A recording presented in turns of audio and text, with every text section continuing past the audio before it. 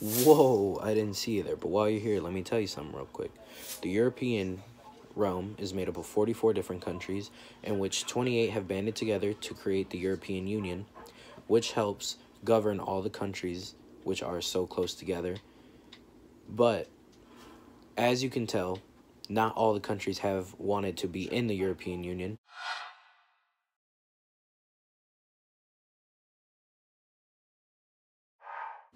Some of the major ones being Norway, Russia, and Switzerland, as well as the Ukraine, for our different reasons, some not being able to pay the membership cost and some just not wanting to participate with the other countries. But you'll learn more about that as the project goes on. Stay tuned. I'm here to talk today about the strengths and weaknesses of Europe. One key strength is that they have strong trade both internationally and within their own continent, due to the fact that most of them are in the European Union together, so they have very relaxed tariffs or like tax laws importing and exporting between their countries within Europe themselves. 64% of the trade that Europe does put out is all within the European Union or Europe itself. They earn a GPD of about 15.3 trillion euros a year, though that gets a little mixed up in some countries due to the fact that not every country in Europe uses the euro, which we will talk about later.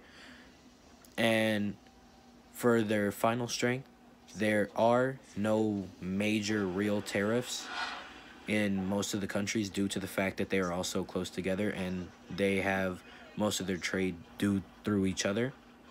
Now, for the weaknesses of Europe. One is that most of them are intertwined within the European Union, and with that is that it could raise a bias between countries that are not in the Union, or it could make people raise prices to those that they are not affiliated with.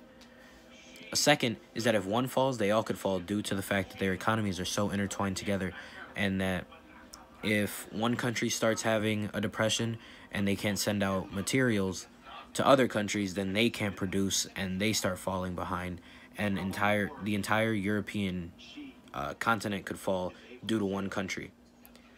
3, not every country in Europe uses the euro, which is for the most part a standard form of currency in Europe. For example, the United Kingdom does not use the euro, they use the pound, which could get mixed up when traveling between the countries of Europe. For the fourth weakness of European realm is the fact that not every country in Europe is in the European Union, as we've talked about before. And since they're not all in the European Union, it could raise tensions between countries not in it because they don't have the same communication as countries that are all in it together. I'm Jesse Placentia, and I'm here to talk about the 3 major European governments, major cities in Europe, and the agricultural use and land uses of Europe. 3 major European government systems include the constitutional monarchies, federal republics, and centralized republics. In a constitutional monarchy, political power is shared between the government and a monarch. For example, king or queen, sometimes a prime minister. And then a federal republic contains a shared government that the people vote for. For example, in the United States, we have a federal republic. The constitutional monarchies include areas like the United Kingdom, which is probably the most popular, in Spain, Denmark, Norway, Luxembourg, Sweden, Liechtenstein, Monaco, Belgium, and the Netherlands. These all have some type of either prime minister or king or queen ruling their government. Some places that include federal republics are Montenegro, Russia, Bosnia and Herzegovina, Iceland, Macedonia, San Marino, Serbia, Switzerland, Turkey, Germany, and Austria. Some centralized republics include Bulgaria, Czech Republic, Estonia, Finland, Greece, Hungary, Ireland, Italy, Latvia, Lithuania, Poland, Portugal, Romania, Slovakia, and Slovenia. The major cities in Europe include Its symbol, Turkey, with a population of 14.72 million people. It's a major city in Turkey that straddles Europe and Asia across the Bosphorus Strait. Another major city in Europe includes Moscow, Russia, with a population of 12.19 million people. In Western Russia, it's the nation's capital. London and the United Kingdom has a population of 9.17 million people. It's the capital of England and the United Kingdom. St. Petersburg, Russia is a Russian port with a population of 5.38 million people, and the port makes an easy accessible trading route. Berlin, Germany, with a population of 3.58 million people. Berlin is Germany's capital. Madrid, Spain, with a population of 3.17 million people, is also Spain's capital. Kyiv, Ukraine, with a population of 2.88 million people. It's the capital of Ukraine and the most popular city in Ukraine, located in the north-central part of the country. Rome, Italy, with a population of 2.87 million people. Italy's capital, and it's also a popular tourist attraction because of all the art, culture, and architecture in the city. Paris, France, with a population of 2.14 million people. Paris is a major European city, and it's also the capital of France. It includes sites for art, fashion, and culture. Bucharest, Romania, with a population of 1.81 million people. It's in southern Romania, and it's the country's capital with a commercial center. It includes a government iconic building. All the major cities are also very popular tourist attractions because of their history and cultural areas. It's a new way to experience culture. As you can see on this map, the darker shaded areas of red represent a more populated area, more dense area, and all the areas named show a densely and darkly shaded area on the map. My final topic will be the agricultural and land uses of Europe. Europe is one of the most intensely used countries.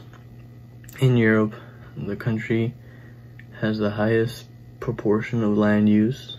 80% of the land is used for things like settlement from houses and agricultural systems for food. Many farmers use the land. The land is also used for infrastructure and carbon storage in the land itself.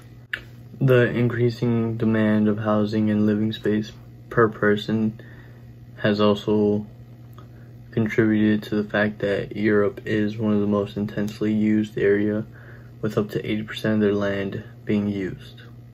A centripetal factor is something that pulls a nation and its people together. An example of a centripetal factor in Europe is the common market.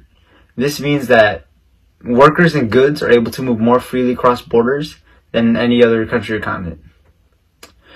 Another example is how citizens of member nations can live and work anywhere throughout Europe and can also vote anywhere throughout Europe as well.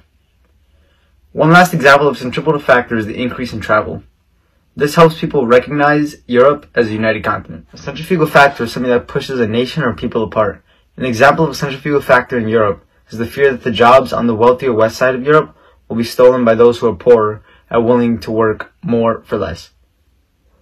Another centrifugal factor is how states, countries, and regions in Europe make decisions as if they weren't part of Europe as a whole. Another example of a centrifugal factor is language. With over 20 languages being spoken in Europe all at once, it makes it very difficult to communicate across countries. Europe mainly consists of three religions, those three religions being Christianity, atheism, and Islam. Christianity being the biggest of the three, having about 72.6% of the population taking part of it.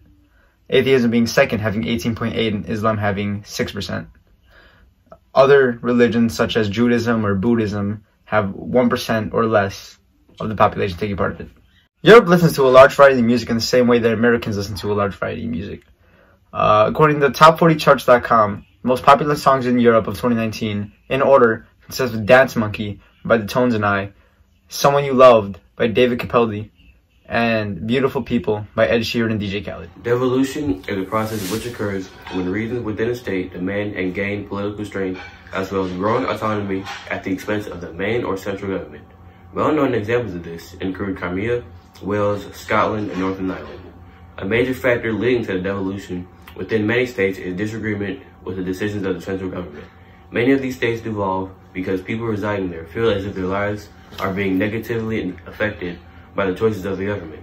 Taxes also contribute to a state's decision to devolve. Overpriced taxes may lead the people of a region to want to devolve in order to set their own tax prices and status. There are many sustainability projects in Europe. Few of these are the Lisbon Strategy and the Eco-Management and Adult Scheme. The Lisbon Strategy is a plan developed in 2000 to help make the EU the most competitive and dynamic knowledge-based economy in the world. The Eco-Management and Adult Scheme is a project to help waste prevention, recycling, the efficient use of resources, and reducing greenhouse gas emissions. Few factors that influence the creation of sustainability projects like this and others can range from pollution to the environment, climate change, and a poor economy. This concludes the Rome Project on Europe, and even though you're an American, when you're in the bathroom, European.